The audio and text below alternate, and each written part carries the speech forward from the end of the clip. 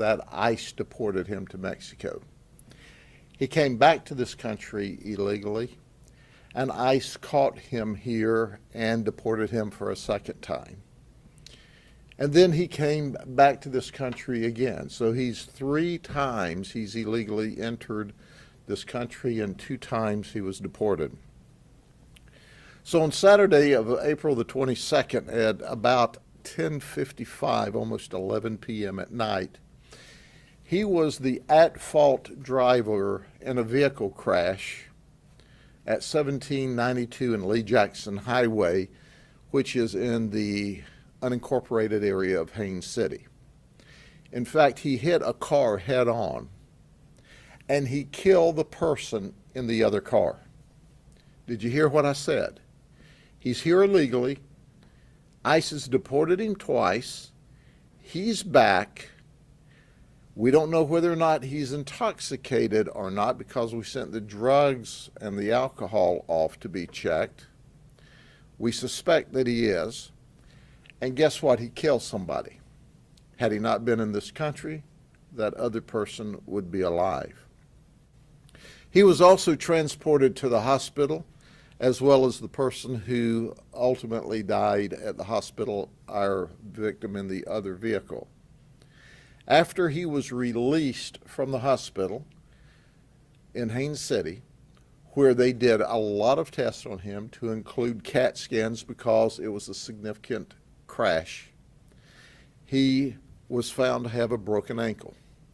So they put a temporary cast on his broken ankle, and he was released to the custody of our traffic homicide detectives, who charged him with DUI manslaughter and DWLSR causing death. We're still waiting on all the toxins to come back, but we had the initial indicators to charge him with that. So now he's killed someone, and he shouldn't have been in this country. On Monday, April the 24th, at about 10:40 in the morning, he was, by the way, located in our medical dorm at the South County Jail because of his broken foot. When our deputies noticed that he all of a sudden became unresponsive as he was sitting in a wheelchair that he was in because of his broken foot. We immediately started CPR. He was transported to Sebring Hospital, and despite the best efforts of our medical personnel and our detention deputies, he too died. Well, obviously there's no negative interaction with us. He's not told any of our detention deputies that there's a problem. They've observed him from when he was booked in the day before. They've seen him get from his bed into his wheelchair, go to the restroom, everything's fine, and now he's deceased.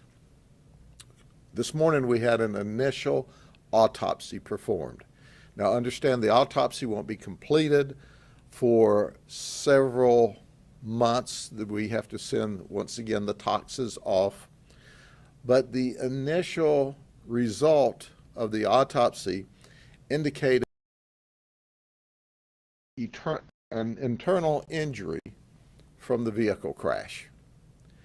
And ultimately, they believe that's what, once again, caused his death. There was no fight, no scuffle at the jail. He didn't fall off of a bed.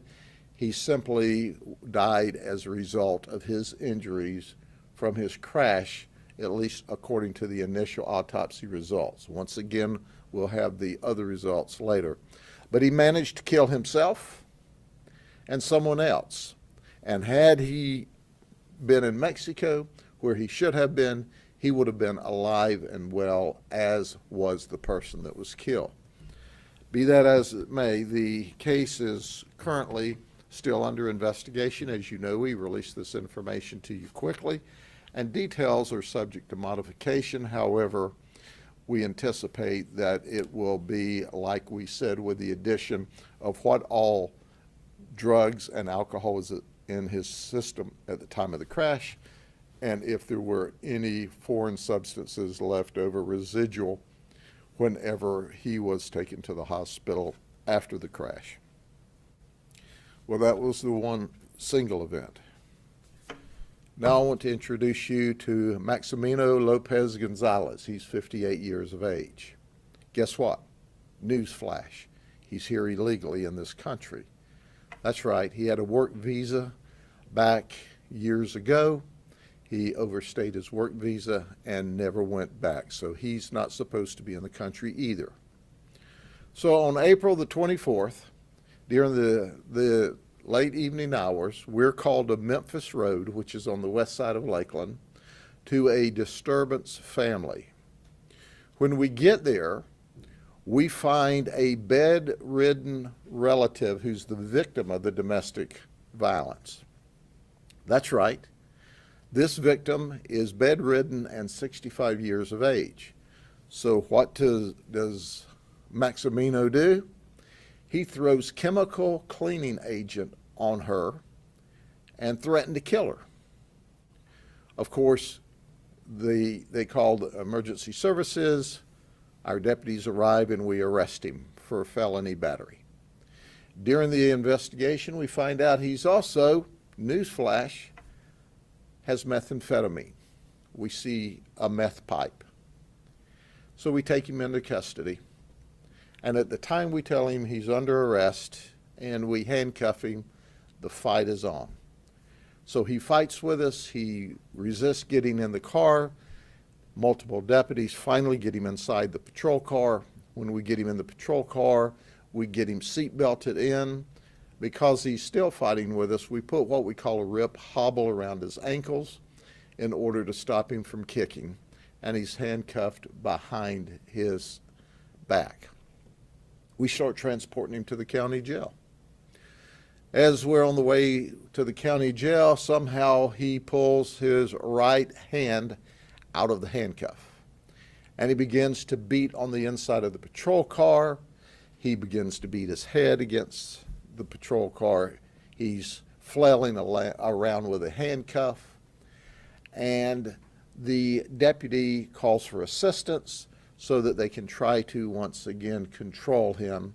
They pull off to the side of the road on the parkway in the area of US Highway 98.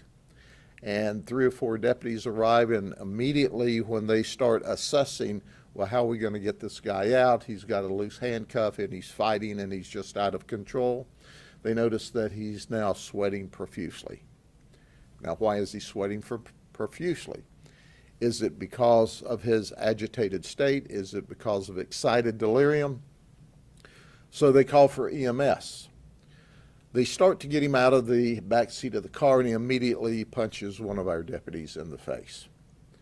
So they back out of the car, and then they decide, well, they can't get him can't get the seatbelt undone because he's fighting them so violently. So they go around to the other side of the car, and one of the deputies takes his knife and cuts the seatbelt loose in order to get him out of the car.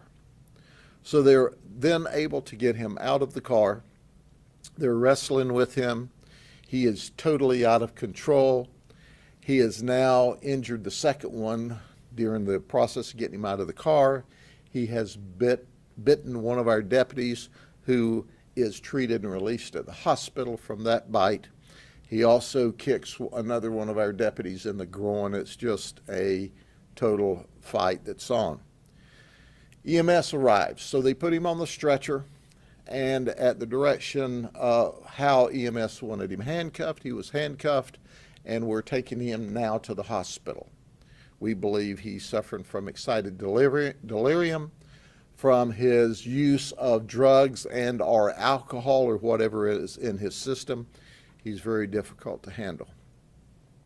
As EMS is running emergency to the hospital, being followed by our deputies, EMS radios back to our station, said, hey, he's coded on the paramedic, and they're working a code on him now.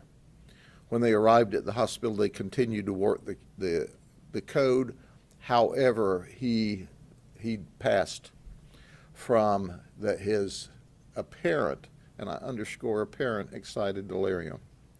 We also found another baggie of meth in the back seat of the car where we had been wrestling with him.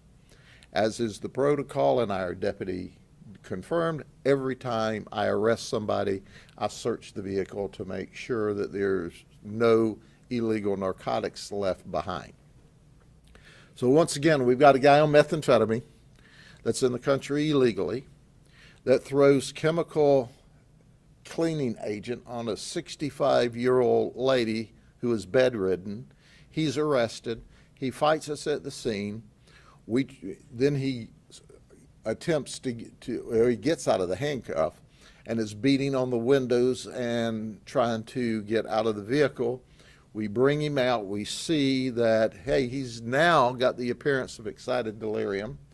EMS leaves with him in the ambulance, and they're treating him, and on the way to the hospital, he codes on the ambulance folks. So we have our detectives with the officer involved death investigation team working the investigation. The preliminary results are here from the medical examiner as of this morning. He has significant medical maladies. He's got a bad liver, he's got an enlarged heart, he's got a lot of medical issues going on. There is absolutely no indication at the early stage of the autopsy that there was any injury at all from the resisting our deputies that caused his death. We are leaning toward, the medical examiner is leaning toward, once again, a death by excited delirium. We won't know that for several months until the toxicology comes back and it's ruled officially by the medical examiner. But it appears at this time that's what occurred. Now, of course, there's many exit ramps here where none of this had to occur, starting with the fact he didn't have to throw chemical cleaning agent on his relative who was bedridden, coupled with the fact that if he'd have been in his home country as opposed to the United States, certainly this wouldn't have been a problem. If he hadn't have gone into this excited delirium fit and fought with our deputies on two different occasions, then he would not have apparently over-exercised his body, and subsequent to that, apparently passed from excited delirium. For those that are not responsible or not familiar with that, usually it's the result of using drugs or the after effects of using drugs, and what happens is your body goes into overdrive. The way I would suggest it is it's like having a car engine and you pressing the gas pedal to the floorboard on a car engine and running that engine wide open, tacking it wide open, and finally it comes apart. Well, that's what excited delirium does to the human body. It races that human body to the point that the human body comes apart. He already had medical issues, and certainly that appears to be the way that was. But now I want to relate to you an event that was very, very sad to me. This is our third event of the day. This all started on Sunday, March the 26th at about 2:07 in the afternoon. We received a 911 call, and our initial response was, hey, this kid was riding a dirt bike in the Gordon Heights area when he apparently had a crash, and we need an ambulance and we need deputies. Our deputies arrived, as did EMS. We found that he had apparent significant injuries. They rushed him to the Bartow Hospital, where he died at the hospital. As the investigation at the hospital is ongoing, the hospital staff calls us back because we're still at the scene thinking we're working a vehicle crash, and says, hey, there's a bullet hole in this person. That's right, Ben Mason, who's 34 years of age. Ben's a black male and our victim, and we use his name because his family said we could, was the ultimate victim in the wrong place at the wrong time and ran into some exceptionally evil people. So here's what happened. Ben had been in an argument with his girlfriend earlier in the morning, and she dropped him off at the Walmart in Bartow. So Ben calls his uncle, who lives in Gordon Heights, and his uncle picks him up and takes him to his house in Gordon Heights. There at the house is a dirt bike, an orange and white dirt bike. So he asks, "Can I go ride the dirt bike?" And the family says, "Sure, it's all right with us." So he's out riding the dirt bike in Gordon Heights when these two people are in the neighborhood, Wesley Andino and Adriana DeValle. Okay, Wesley is 28, Adriana is 26. She is Wesley's girlfriend. And neither of them have a criminal history to speak of. Adriana, back in the day, was charged with a DV, domestic violence, that was dropped, and he at one time was charged with a grand theft where he held some property of someone he worked with until the guy paid him off, so that was dropped. So these people don't have any warrants. But here's, as it's described to us, Adriana goes on Facebook Marketplace, and she and Wesley see this dirt bike, this orange and white dirt bike. And Adriana decides she'll buy it for Wesley. Now, this is according to what Adriana's telling us. So she puts $100 down and does via a cash app. And I'm not going to give their names because they're juveniles, but the kids are 15 and 19 years of age. I want to underscore here, the kids are not ripping anyone off. They're legitimately going to sell this white and orange dirt bike. So Adriana says, "Hey, I can't get over there until this weekend." They said, $100, we'll hold it. She cash apps them $100.